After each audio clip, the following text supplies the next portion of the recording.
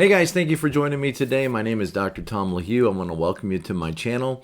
And before we get started, I just want to remind you that in the description below is a link to my website where you can book coaching appointments, Enneagram coaching appointments. And also, there is information on my website about our certificate programs. If you're interested in learning to become an Enneagram coach yourself, or you want to add that to your experience, we'd love for you to I'd love for you to check that out. Also, thanks to my patrons. I really appreciate your continued support for this channel. All right, today I want to talk to you about emptiness, or you might use the word brokenness, or let's just say frustration in life. This has been a difficult year for my family. We started the year off with my dad passing away in his late 70s. And then in the middle of the year, my mom passed away. And then just recently, here at the end of this year, my father-in-law passed away. My mother-in-law had already passed away several years ago. So it's just been one of those years where it's like, okay, how much more can we take? How much more loss can we take? We've just lost all of our parents now. And, of course, with the economy the way it's going and with COVID, it's just been one of those, the last couple of years have just been difficult years. And I know that, in life, we're going to have ups and downs. We're going to have times when things seem like they're going great. And then there's going to be times when things seem like, when will this end? When will we get over this?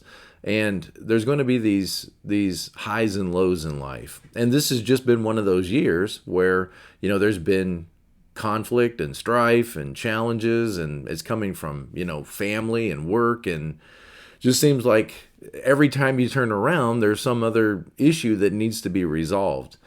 There's times in life, I think, when we need to back up and we need to withdraw. We need to just step back away and get a better perspective. If you look at Jesus' ministry, there were many times when he just got away from the crowds. He loved to interact with the crowds and with his followers, but then there were times when he just went up on a mountainside and just was alone. Went up on the mountainside to pray and just be alone. And when you get up on the mountainside, when you withdraw and you get up on the mountainside, it's easier to get your perspective. It's easier to see things the way they are. And from the beginning, there's always been a need for a Sabbath rest, a need for us to, withdraw and engage with ourselves, and engage with our minds and our hearts, engage with our body, engage with God. And this has been one of those times. And I just want to talk about that for a little bit and kind of tell you where I think the channel's going. This year has been a great year in many other ways. And while it's been difficult, one of the things I've been able to do as I've withdrawn, not only studying, all the Christian literature I have in my office, but I've been able to put some time in reading more about the Enneagram and kind of going deeper into what growth really looks like for us.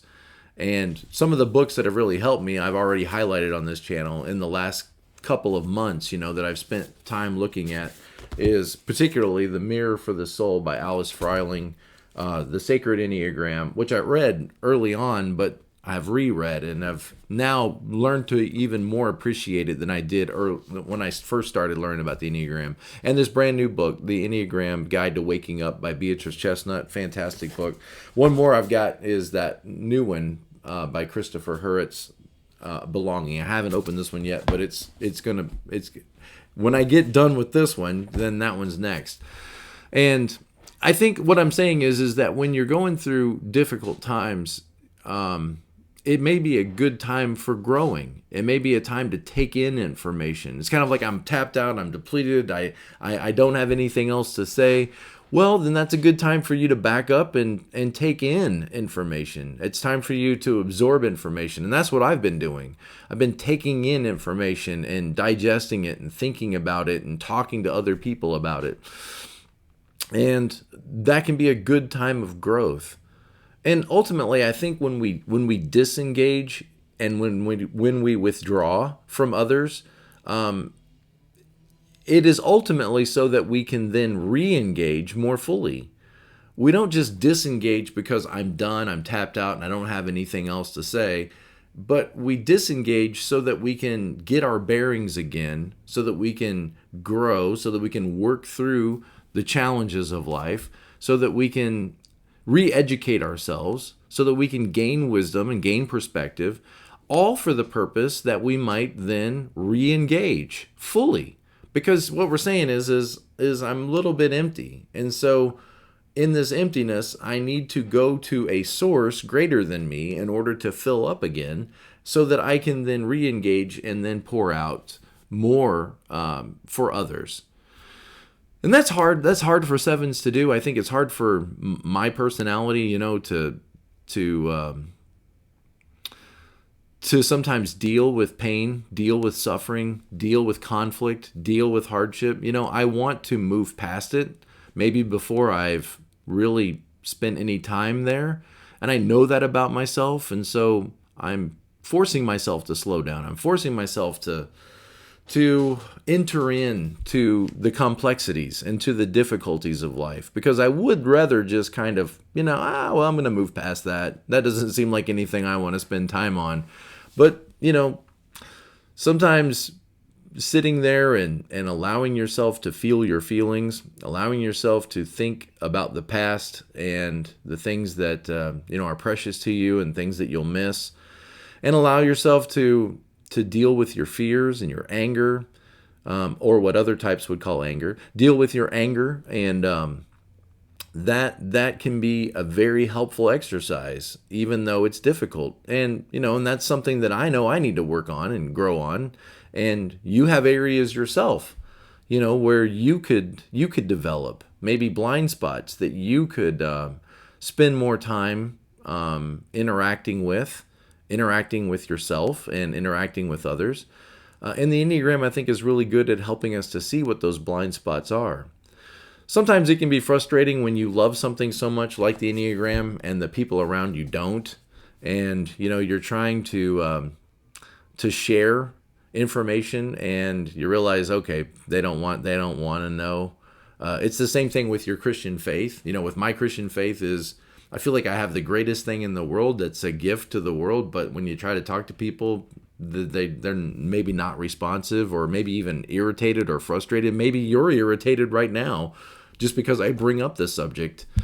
I am a pastor, and it's what I do, and I realize that not everybody is in a place in their life where they're open or where they're receptive, and you could take that personally. I could take that personally, but it's not personal. And I think the same thing with the Enneagram is, even great people, great Christian people, for whatever reasons, are not interested in it, or even think that there's something malevolent about it or malicious about it, and are hesitant to even talk about it or hear about it. And you think, oh, it's so frustrating because I know it could help you. I know it could help you. I know it could help you grow and help you see your blind spots and see where, maybe there's some room for improvement in your life. I mean, the Enneagram just shows us our brokenness. It just shows us, it humbles us. It shows us where our rough edges are. And sometimes that can be something people resist. They don't want to see that. Pride, doesn't want us to see our emptiness or our brokenness. But we're healed, like Richard Rohr says, we're healed by the wounds, That's what the Christian faith is all about. We're healed literally by a wounded Savior. And when we discover our wounds, and the Enneagram is great at helping us to see what those wounds are, there's some healing that happens and some restoration that can happen. But it's not something that everybody is open to, and it's not something that everybody is willing to receive. And I think we just have to respect that and talk among the friends like you guys. We talk among the friends that are supportive and do see the value, and then we don't around those that don't. And that can be challenging sometimes. I know. I'm with you guys. What do I see going forward on this channel? Well, I sat down this week and I set some goals for myself, and I used the old paper and pen Nothing high tech about me or about this channel. I used the old paper and pen and basically outlined a whole bunch more content.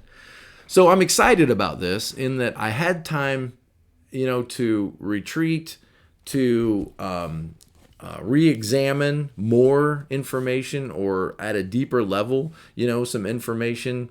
And I've been able to process that. I'm still processing that.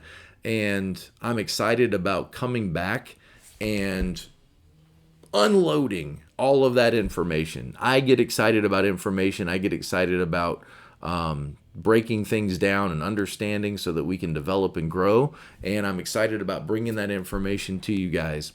Now, that being said, I don't know that I'm going to be able to make a video next week because we're going to be at a funeral. This is life. And hopefully when we get back from all that, I'm just going to start going through, again, type 1, type 2, type 3, type 4, type 1, all kinds of different things about each type. And I'm excited about going deeper. And I hope you guys will join me on that journey and will grow and be inspired. Learn more about yourselves and allow yourself to be challenged and allow yourself to be humbled because it is humbling. But that's what growth feels like. And I hope that you will join me on that and have open hearts and minds and be ready to receive and ready to learn. Let's see, anything else? Well, when I say be present to life, that means not only the positives, right, but also the difficulties, the hardships, the conflicts, the challenges, the loss, the pain. That's what life is. And to be present to life means I'm not going to try to run away from it. I'm not going to try to outmaneuver it. I'm not going to try to dodge it. I'm going to let myself experience it. And I know that whatever difficulties there might be in life, I'm going to get through it. And I'm going to see it out the other side. And you've blessed me with a wonderful family, to be there to encourage and to support. And we're going to get through life. We're going to get through these hardships. We're going to get through these challenges. It may not take us in a direction we would choose. It may not always take us in a direction. Oh yeah, another great book that I read and I'm still going back through is Switch on Your Brain, which isn't technically about the Enneagram, but is still very helpful about observing ourselves, catching ourselves in the moment and, deciding, is this the direction I need to go in? Pushing back against impulses and compulsions. In my mind, it's all the same, kind of thing we learn from reading and understanding the Enneagram. So, being present to life means I don't run away from challenges. I don't run away from conflicts. I don't run away from hardships. I enter into it trusting that there is a plan greater than mine and that for a 7, that your needs will be taken care of. That's the 7 language, and I'm sure every other type has their own realization that they must come to. So let me end this by saying it's okay to withdraw. It's okay to back up away from the crowds. It's okay to back up away from people. It's okay to retreat and go up on the mountaintop, to take deep breaths, to find peace. It's okay to not attend to everyone else's needs in order to fill your empty bucket. When your bucket gets empty, you've got to go refill it. And for me, that is time with God, time in the Bible, time reading Christian books, Christian theology, and of course, time reflecting on who I am and what are my strengths and what are my weaknesses and what are my hang-ups and what are my impulses and compulsions and how have I become, on autopilot and how can I wake up and be more engaged. And the goal is then as you're filled up once again is to come down from that mountainside and pour it out on the people in your life, which is what I'm excited is coming in the future. All right, guys, thank you. Take care. Appreciate you. And as always, be present to life. Thanks.